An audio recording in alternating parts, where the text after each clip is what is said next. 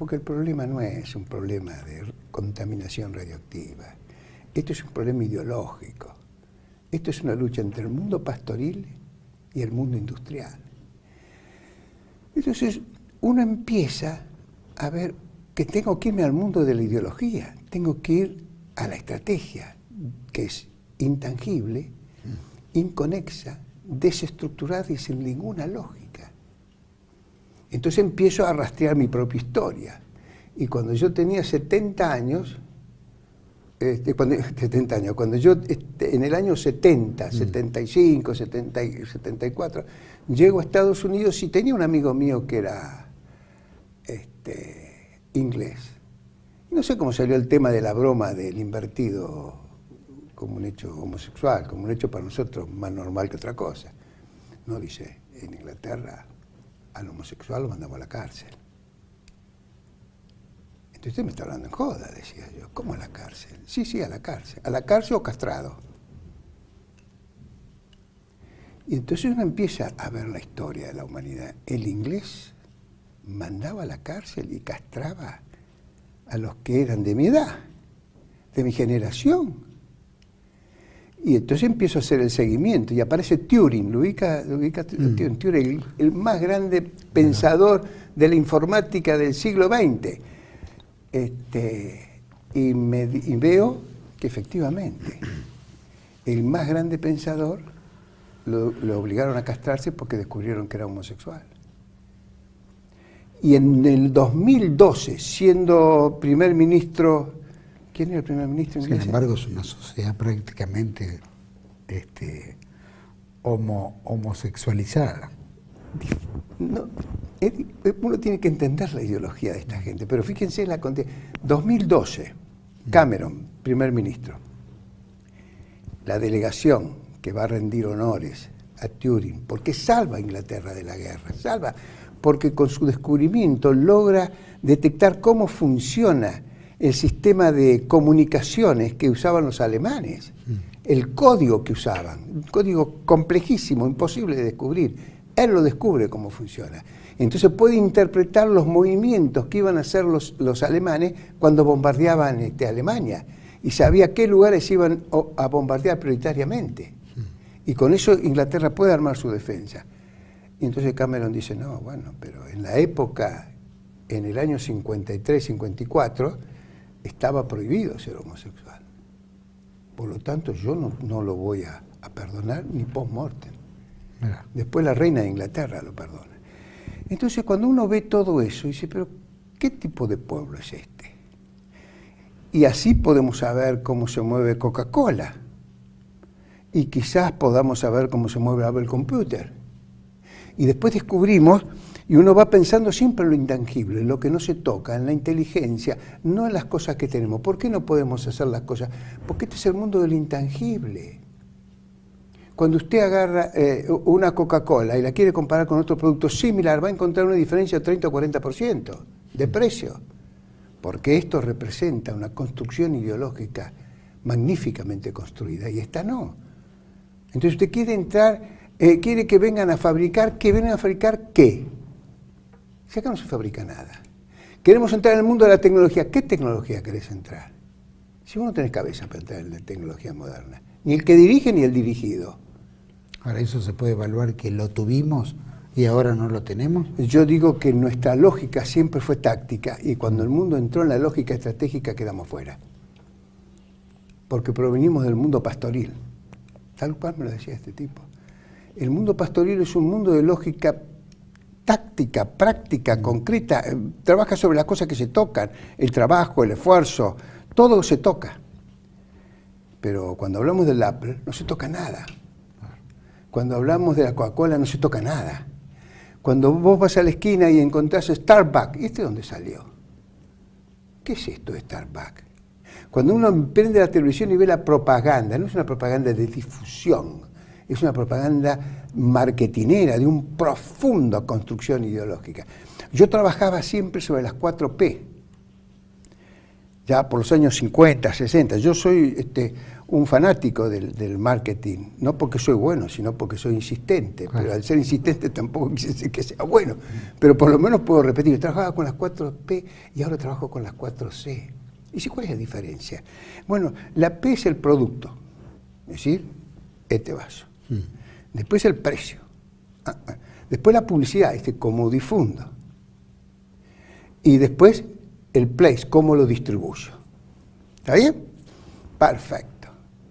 Price, product, publicity, promotion o publicity y place. Perfecto. Esto es. ¿Y ahora cómo es, Racana? Ahora es distinto. Ahora son 4C.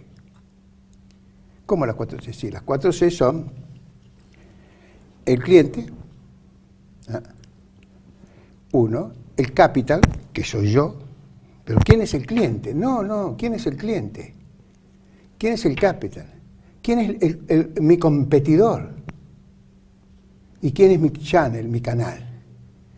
Pero ¿quién es? No por dónde lo hago. ¿Quién es? ¿Qué personalidad tiene? ¿Cuál es su ideología? ¿Cuál es su construcción mental? Por eso ya en las décadas del 80, cuando aparece el modelo de la Boston Consulting Group, que es un modelo más bien de origen táctico y no tanto ideológico, y aparece el modelo de la General Electric, que es el Long Range Planning por excelencia, es el primer modelo que aparece. El libro que yo escribo sobre el mundo de la estrategia tiene un concepto básico basado en el Long Range Planning de General Electric, que es lo que impera hoy en el mundo. Por eso yo dirigí, estando en el ejército, el Plan Programmed Budget System, el S3P que le llamábamos nosotros, el plan, el programa y el presupuesto. Entonces, este es un país que no tiene nivel intelectual para manejar, para construir los procedimientos, tiene capacidad para ejecutar los procedimientos y no tiene capacidad para definir a dónde queremos ir. ¿Pero a dónde queremos ir? ¿Qué? Cuando yo agarro ese celular que lo tiré ahí para que no moleste, y mira uno el celular y dice, ¿quién creó? ¿Quién fue el hijo de perra que creó esto? Steve Jobs. Yo no puedo pasar a ejecutar la definición estratégica. Como el poder político no tiene pensamiento estratégico, tiene terror en tener un ejército, porque no lo puede manejar. En realidad no puede manejar nada. Ni el ejército, ni la salud, ni la educación, ni la seguridad, nada. Porque no tienen pensamiento estratégico. Ni siquiera tienen la capacidad de síntesis, uno se da cuenta. Digo, cállate la boca que nos va a echar a patadas y yo no tengo ganas de pagar las estupideces tuyas. Y entonces dice, perdón, dice, profesor, dice, discúlpeme que lo interrumpa. Usted dice que es blanco, que es negro, que es amarillo. Al final dice, ¿para qué sirve la economía?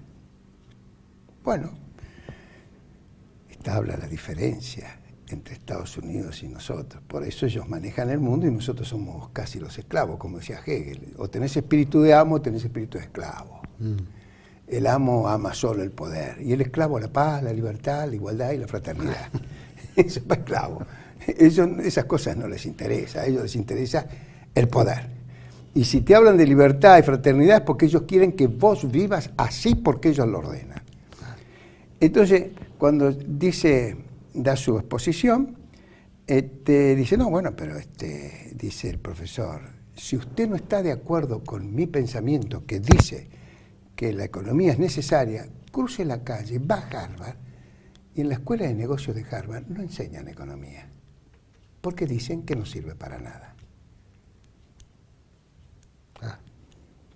Harvard, en la escuela de negocios de Harvard, no existe economía. Tener un título de Harvard que no sea de la escuela de negocios, de la escuela de leyes o de la escuela de medicina no tiene ningún valor.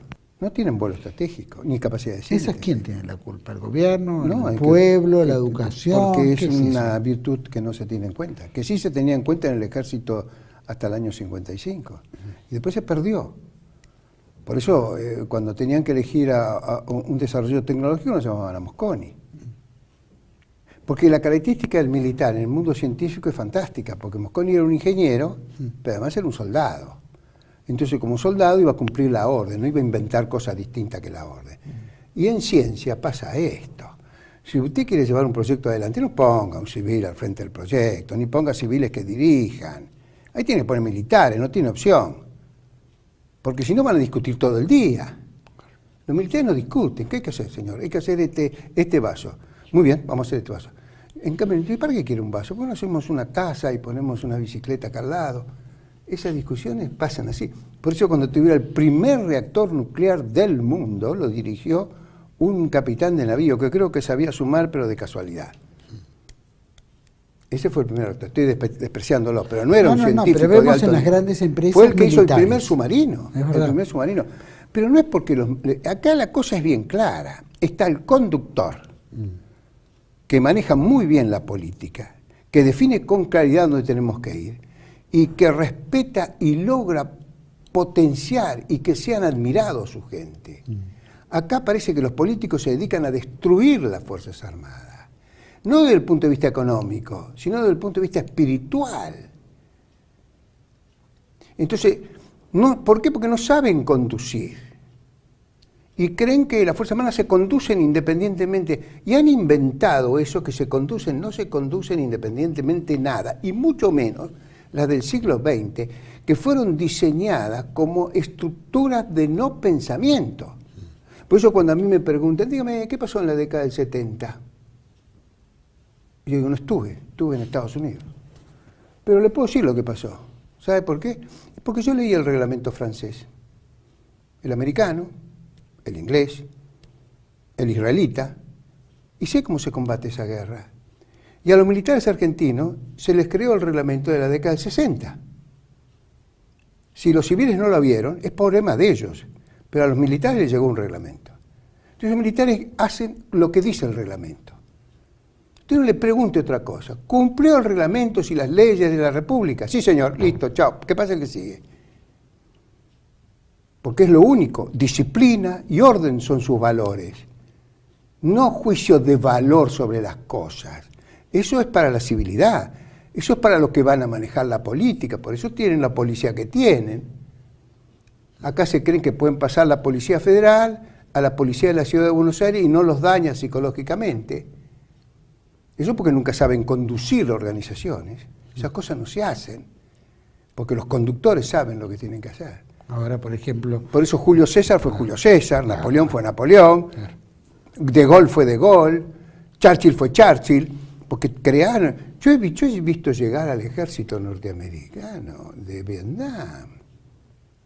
Usted ha visto películas en las cuales aparecen los que han estado en Vietnam y no les dan trabajo, no les daban trabajo, ni los saludaban. Tuve muchos amigos que estuvieron en Vietnam. Vergonzosa la llegada. ¿Qué hizo los políticos? No tenían ni siquiera subsidios de ninguna naturaleza. Nada. ¿Qué hizo la dirección del país? Saben que ellos tienen que construir, son los responsables de lo que había pasado, no los militares, ellos. Y si los militares eran una porquería, era responsabilidad de ellos por haber hecho esa porquería. ¿O qué se creen? ¿Que ser conductor es ir a tomar el café a la mañana y que todo el mundo haga lo que yo creo que deberían hacer, aunque no sé lo que quería yo? Esto es todo una construcción mental de la conducción. Por eso cuando yo hablo, no existe ninguna posibilidad que las empresas grandes puedan sobrevivir si no tienen una estructura cultural. Es una estructura cultural muy fuerte. Acá venimos a las empresas argentinas, no hay cultura. Hacemos leyes laborales que realmente dan lástima, donde el pobre empleador a veces no tiene ni posibilidad de defenderse frente a los hechos. Necesaria de la organización. ¿Cómo pueden pedirle, cuando yo miro la guerra de las Malvinas, hago una sola pregunta, ¿cuántos desertores hubo? Ninguno. Entonces, magnífico el ejército. Eso, seguro que los ingleses lo saben. Ustedes no. Porque ustedes jugaron para la quinta. No, dice, porque el general Galtieri invadió las Malvinas para un borracho que quería resolver un problema económico, invade las Malvinas. No, muchachos, seamos un poco más inteligentes. Es una construcción mental del imperio, no tuya. Ahora, ¿vos crees que podría haber invadido las Malvinas si no hubiera habido durante 50 años las maestras explicándole a los alumnos que eso era nuestro? ¿Y vos crees que podría haber seguido la lucha en las Malvinas si no te ponía 2 millones de tipos en la Plaza de Mayo para obligarte a seguir el combate? Esta es la diferencia entre los pueblos desarrollados y los nuestros. Los pueblos desarrollados ven los valores con los cuales se hacen las cosas. El combate de muchos soldados en Vietnam fue luego reconocimiento de grandeza al poco tiempo, ya en el año 80, cuando yo volví a la Argentina. Asumió Reagan y ya ahí comenzó. Ya empezó, y hay que ver a Schwarzkopf cuando escribe su... Era el 74, 73, ¿cuándo fue? 69. Llegaron finalmente en el 75, definitivamente, y ya en el 80 tenían un ejército espectacular. Pero ¿quién ¿Pero quién lo había hecho? ¿Los militares? No, pibe. Mire, voy a hablar con algo que les molesta bastante, pero Hitler tenía prohibido armar un ejército, ¿se acuerdan? Los alemanes tenían prohibido. Pero ¿qué él hizo? Construyó oficiales y suboficiales, nada más, porque no tenían, no les permitían tener más de 100.000 hombres. Y con eso construyó oficiales y suboficiales. Le hizo a la sociedad que creyeran en el ejército, que era un honor ser militar, como el romano. Si usted no era de clase distinguida y tenía plata, usted no tenía derecho de ser militar. Pero los militares son distintos. No, los militares lo hacemos nosotros, la sociedad. Porque los hago del color que quieran, con la ideología que se les da la gana. Ahora no puede haber clases cultas dirigiendo un país que no entiendan lo elemental. Pero además pasa no solamente con el ejército, sino que pasa con la educación, pasa todas estas cosas que no se valorizan como se deben valorizar, hace que la gente no preste atención a eso. Usted no puede construir nada. Mire, cuando yo estudiaba, ya que querías que te tocara el tema de la ecuación de Schrödinger, la ecuación de la famosa ecuación de Schrödinger. Yo me acuerdo siempre que yo estudiaba mecánica cuántica y yo debo decir con honor que nunca entendí nada. Y después tampoco, sigo sin entenderla. Y esto es lo grande, porque la estrategia no se entiende, se comprende. ¿Cómo se comprende? No sé, es una cosa que comprendo, pero no sé cómo es. Y esto es Steve Jobs, que comprende cómo hay que hacer la computadora, pero no lo puede explicar. Si lo podés explicar, no tiene valor. Y la estrategia es del mundo, de eso, de lo misterioso, de lo grandioso.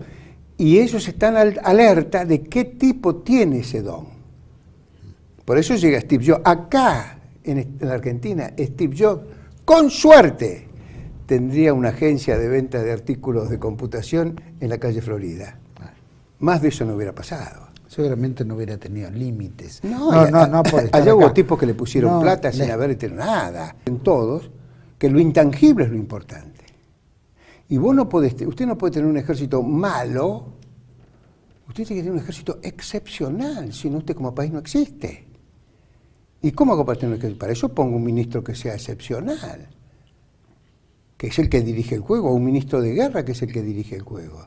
Perón era coronel en 1943 y era ministro de guerra. Justo era coronel en 1922 o 23 y era ministro de guerra en el gobierno de Alvear. ¿Qué pasaba? ¿Los generales no servían? Se elegía el mejor.